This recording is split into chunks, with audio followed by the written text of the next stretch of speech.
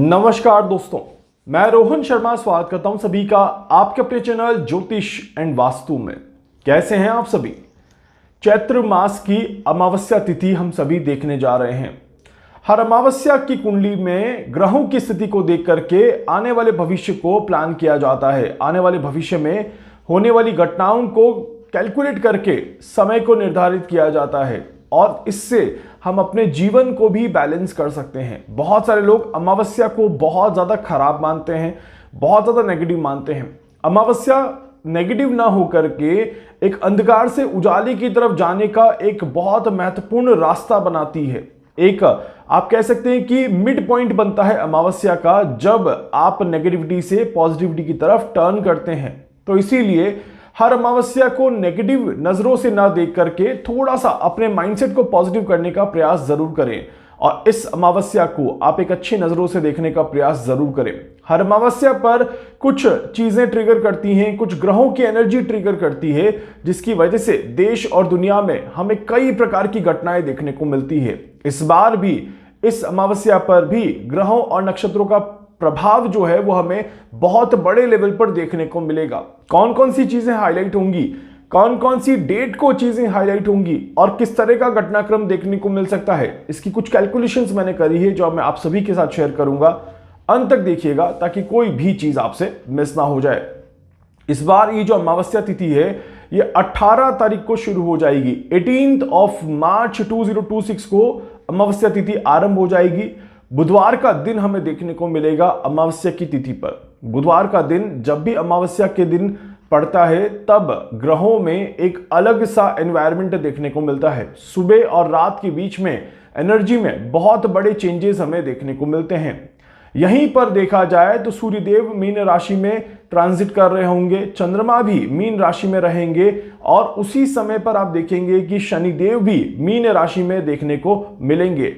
बुध भी यहां पर मीन राशि में देखने को मिलेंगे। तो जब अमावस्या की तिथि चल रही है उस समय पर 4 ग्रहों का योग जो है ये मीन राशि की तरफ आप सभी को देखने को मिलेगा। 4 ग्रह जब एक साथ किसी एक जगह पर जमा हो जाएं और अमावस्या की तिथि पड़ रही हो तो चीजें और ज्यादा फ्लक्चुएट होना शुरू कर देती है। कहीं ना कहीं ये एक इंडिकेट करता है कि मीन राशि काफी ज्यादा प्रभावित होते हुए नजर आएगी। मीन राशि में ग्रहों का योग बहुत महत्वपूर्ण रिजल्ट यहां पर दिखाता है। कुछ अच्छी चीजें होंगी, कुछ खराब चीजें होंगी। पहले अच्छी चीजों की तरफ फोकस करते हैं। ये अमावस्या जो मीन राशि में पड़ रही है इस बार, इस अमावस्या में स्पिरिचुअल एनर्जी बहुत ज्यादा अच्छी दिखाई देती है। आप सभी को थोड़ा सा अपने आप को स्पिरिचुअली इन्वॉल्व करना चाहिए हर एक चीज में। आप बहुत ज्यादा अच्छे रिजल्ट देखते हुए नजर आएंगे।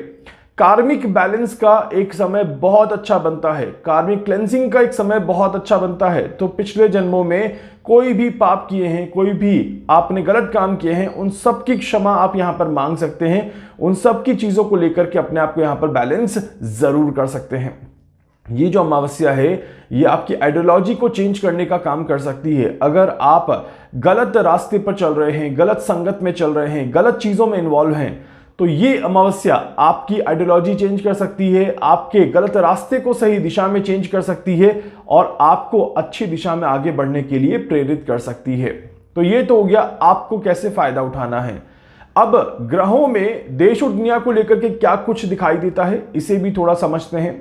जब हम देश और दुनिया की बात कर रहे हैं यहां पर, तो इस बार ग्रहों में 3 महत्वपूर्ण चीजें दिखाई देती है। पहला, टेक्नोलॉजी को लेकर के कई सारी चीजें इस अमावस्या के बाद परिवर्तित होते हुए दिखाई देती है। टेक्नोलॉजी के ऊपर इस अमावस्या का बहुत बड़ा प्रभाव देखने को मिलेगा। सडन ग्लोबल इवेंट्स एक्टिवेट होते हुए नजर आते हैं इस अमावस्या के बाद। इस तरह के योग यहां पर बनते हैं। साथ ही साथ ये अमावस्या बहुत सारी कंफ्यूजन लेकर के आ रही है। चीजें पूरी तरह से क्लियर ना हो, पिक्चर पूरी तरह से क्लियर ना दिखे, किसी तरह की कंफ्यूजन आपके मन में रहे, इस तरह के योग यहां पर बनते हैं। एंड केओस दिखाई देता है, बहुत ज्यादा तनाव, बहुत ज्यादा विरोध प्रदर्शन दिखाई देता है और उस केओस के बाद एक अच्छी शांति भी यहां पर दिखाई देती है। इट मीन्स कि अमावस्या में नेगेटिव चीजें भी है और इस अमावस्या में पॉजिटिव चीजें भी देखने को मिल रही है। थोड़ा ध्यान से समझते हैं कि अमावस्या में क्या कुछ होता हुआ नजर आएगा। साइबर अटैक हो सकते हैं इस अमावस्या के बाद, इस तरह के योग बनते हैं। टेक्नोलॉजी में किसी तरह का डिस्टरबेंस देखने को मिले, या फिर आप देख सकते हैं कि सैटेलाइट को लेकर के कोई न्यूज आ जाए या किसी सर्वर डाउन को लेकर के कोई न्यूज आ जाए, इस तरह के योग यहां पर जरूर बनते हैं। सडनली कोई कॉन्फ्लिक्ट अकर हो जाए, सडनली किसी कॉन्फ्लिक्ट को लेकर के थोड़ा सा तनाव देखने को मिले, तो इस तरह की चीजें दिखाई देती हैं। ये जो समय रहेगा ये सीज फायर के लिए भी बहुत अच्छा समय बनता है। जो अभी मिडिल ईस्ट में तनाव चल रहा है, उस तनाव में कहीं ना कहीं कोई ना कोई सीज फायर की इक्वेशन यहां पर बन जाए और चीजें थोड़े समय के लिए शांत हो, तो इस तरह के योग यहां पर दिखाई देते हैं। सरकार के लिए समय बिल्कुल भी अच्छा नहीं होता। सरकार तनाव में रहती है, सरकार स्ट्रेस में आती है, और सरकार जल्दबाजी में अगर कोई गलत डिसीजन ले तो थोड़ा सा परेशान भी होती है। इस तरह के योग बनते हैं। ऑयल के लिए ये समय क्राइसिस लेकर के आता है, ट्रेड व्यापार के लिए ये समय क्राइसिस लेकर के आता है। इस तरह के योग बनते हैं। एविएशन सेक्टर में कोई ना कोई परेशानी चलती रहेगी, सडन लैंडिंग के योग यहां पर जरूर बनते हैं। तो ये भी क्लियर है कि कहीं ना कहीं अगर आप ट्रैवल कर रहे हैं तो थोड़ा सा सावधानी से ट्रैवल करना जरूरी है। इसके अलावा स्पेस एनर्जी के लिए समय बिल्कुल भी अच्छा नहीं है, मतलब कि स्पेस का वातावरण अच्छा ना रहे और स्पेस में कोई परेशानी देखने को मिले, टेक्नोलॉजिकल इश्यूज काफी ज्यादा बड़े लेवल पे दिखाई देते हैं। इस तरह की योग बनते हैं।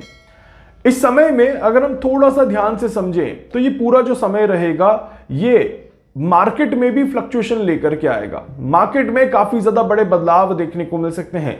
सडनली प्राइस में अप एंड डाउन का माहौल यहां पर बन सकता है, और इसके अलावा नेचुरल कैलेमिटीज के भी योग यहां पर बन रहे हैं। इसमें भी भूकंप के कुछ झटके हमें यहां पर जरूर देखने को मिल सकते हैं। इस तरह के योग दिखाई देते हैं।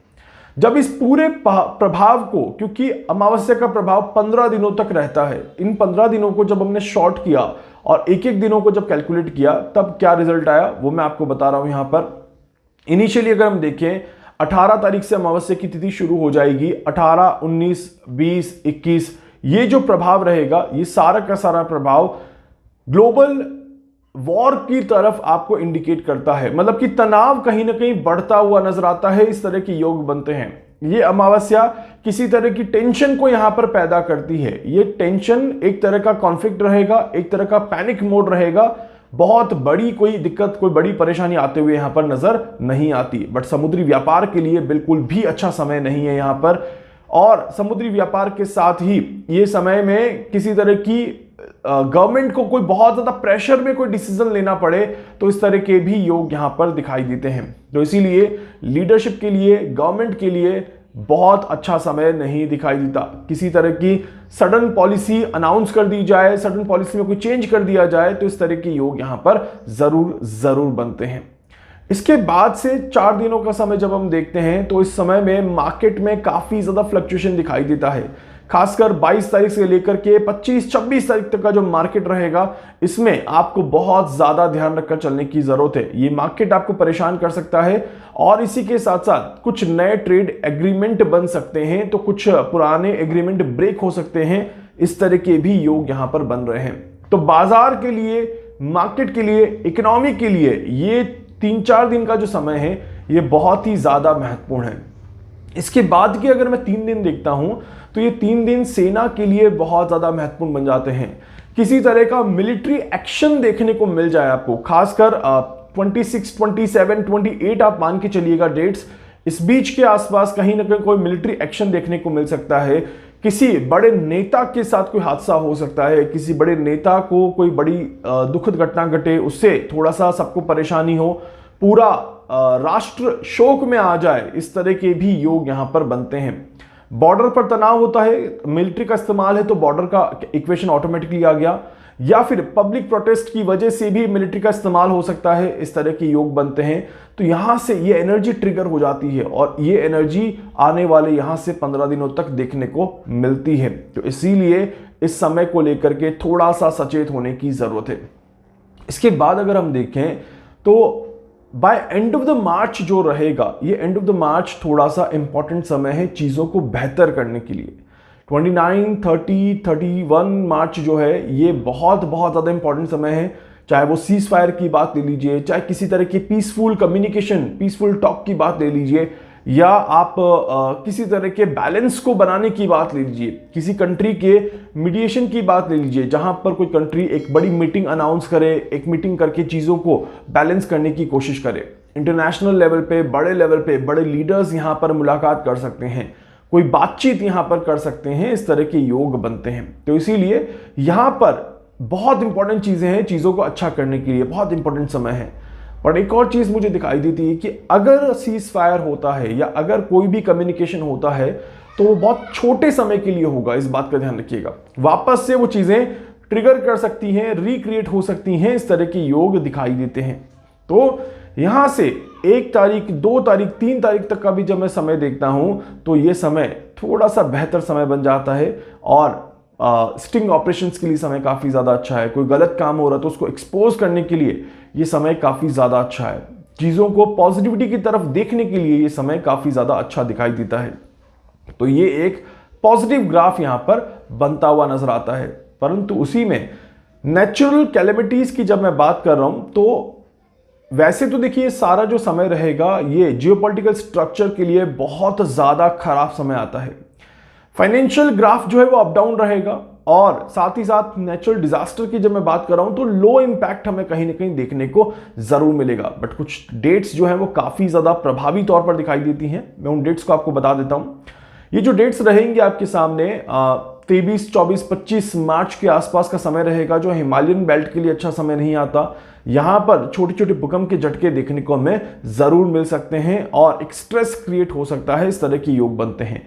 एशिया के लिए ये समय अच्छा नहीं है। एशिया में अगर भूकंप आता है तो वहां पर कोई नुकसान देखने को मिल सकता है। 27, 28, 29 के आसपास का समय जब मैं देखता हूं तो ये एक बहुत इंपॉर्टेंट इक्वेशन बनती है किसी भी तरह के नेचुरल कैलेमिटीज को लेकर के, जो इंडोनेशिया, जापान, फिलीपींस, मलेशिया, इन सभी जगहों के लिए अच्छी नहीं है। पानी से जुड़े हुए जगहों के लिए बिल्कुल भी अच्छा समय नहीं है ये। तो यहां पर पानी से जुड़ी हुई चीजों में आप कुछ बहुत ज्यादा फ्लक्चुएशन देख सकते हैं, कुछ विस्फोटक घटनाएं देख सकते हैं, कुछ बड़े भूकंप के झटके या सुनामी अलर्ट देख सकते हैं, इस तरह के योग बनते हैं।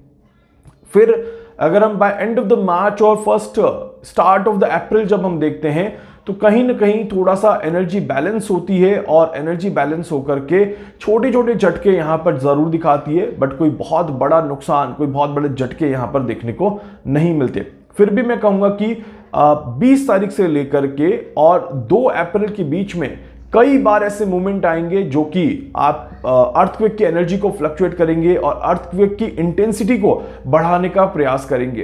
कुछ जगहों को मैंने नोट किया है, जैसे Iran, Turkey, Syria, Malaysia, Thailand, Philippines, Indonesia, Japan, Chile, Peru और ईस्टर्न पार्ट ऑफ एशिया, या फिर आप कह सकते हैं कि हिमालयन बेल्ट पूरा का पूरा, यहां पर कुछ बड़े झटके देखने को मिल सकते हैं। हालांकि जब मैं सारी कैलकुलेशन करता हूं तो ये बड़े झटके बहुत बड़े नुकसान को नहीं दिखाते, मतलब कि बहुत बड़ा नुकसान हो इस तरह के योग नहीं बनते, परंतु इन झटकों से पैनिक क्रिएट हो सकता है, परेशानी क्रिएट हो सकती है, इस तरह के योग जरूर दिखाई देते हैं।